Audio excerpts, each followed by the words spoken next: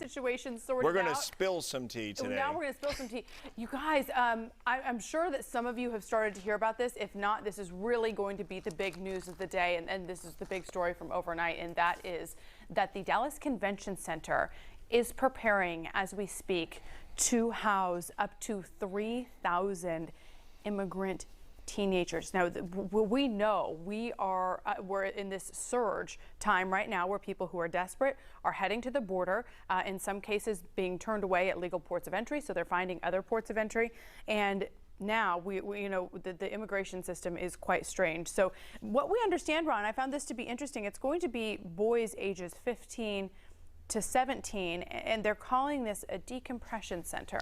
It's interesting because what you said there was desperation, and that's what this is born out of. And I think as a global humanitarian crisis, I'm going to call it a crisis, the White House hasn't done that yet, we need to try to step back from this and understand what motivates this. Generally, more boys than young girls are sent to the country illegally over the border because families in parts of Mexico are living in absolute desperation in terms of living near drug cartels, crime-ridden, poverty. The list goes on. We know what we know what's driven immigration, right? The question is, how do we address it? How do we solve it?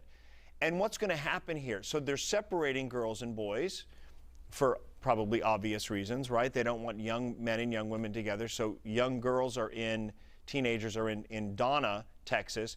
But as I said, generally it's the young men, the teenage boys who are sent in the absence of their family. Now, the Biden administration, in my opinion, needs to address this head on. The White House hasn't been willing to say this is a crisis. They're saying there is a problem brewing. Well, I think it's beyond that. It's a crisis, and so how do you solve it?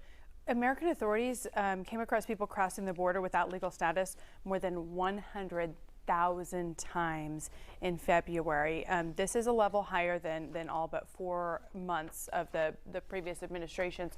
And then we're also coming upon, which, you know, here in Texas and in Arizona, I worked in Arizona for several years covering immigration. We're coming upon those months where it is going to be critical that not be happening because of the deaths that happen in the desert. It is incredibly dangerous for people to making these journeys. So yeah, we've got to figure out something on our side because people are coming. Right, and they're here, and so families are being turned away, but if children come on their own, they're not being turned away. And so what that's doing is it's become the last course of action to have a connection to a better life is to send your children in your absence. So they're separated from their families. It's by their choice as opposed to being separated once they get here. But I just hope we deal with this on a broader scale. Yolanda, I know you and I have talked about this. To me, the contradiction of immigration, where Mexico is right here on our American border and on the Texas border to a huge degree, is that the same people who want to shut this down and not deal with it or send people back or ramp up deportations happen to be some of the same people who will sit around and boast and brag about how cheap the real estate is and how they have a house on the water and you can get a staff to work for you for $100 a month. So how do you reconcile those two things?